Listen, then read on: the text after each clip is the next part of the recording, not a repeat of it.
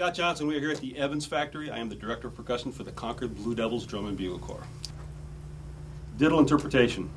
First of all, a little history lesson. Back in the 70s, early 80s, there was different interpretations of diddles, West Coast versus East Coast.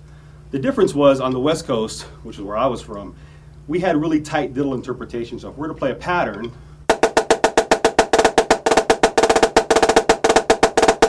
our diddles were really tight together. East Coast interpretation was the diddles were very open. We called them slurred diddles, sounded more like this.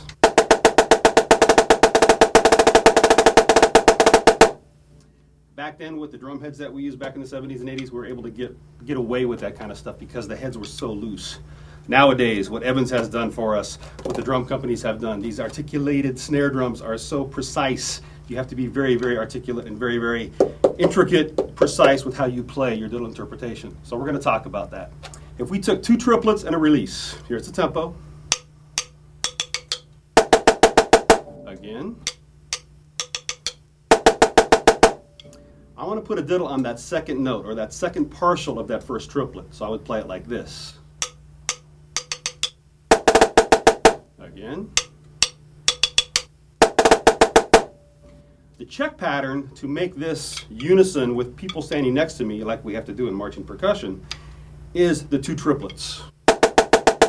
And which is going to fit inside of.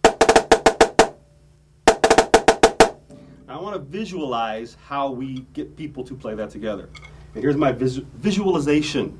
These pieces of wood on this board. Ta-ta-ta-ta-ta-ta-ta. Two triplets and the release. We're going to add one note. We're going to add that one diddle, another piece of wood, on this note. But where does that diddle go? Does it go right there? Basically, it goes right between that note. What I see a lot is people do this. They slide this note over to fit this note in there. So it sounds like this.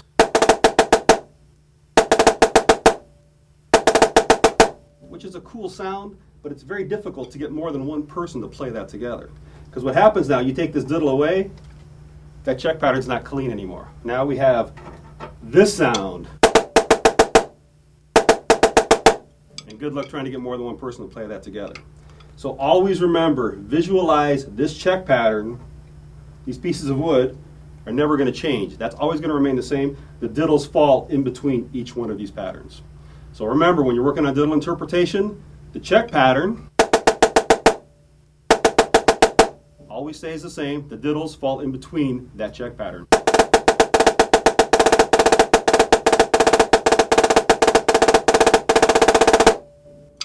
Diddle interpretation.